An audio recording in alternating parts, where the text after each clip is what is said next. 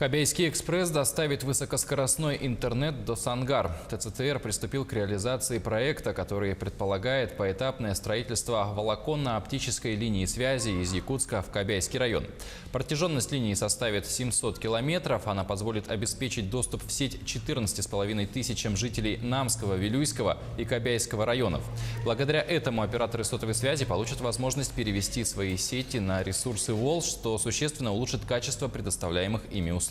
Пропускная способность линии составит 10 гигабит в секунду. На первом этапе оптика должна пройти по газопроводу и далее дойти до села Новая Кальвица и по радиорелейке перейти на поселок Сангар. Это первый этап. Финансовые вопросы там решены. И надеемся, что мы в начале сентября завершим эту стройку.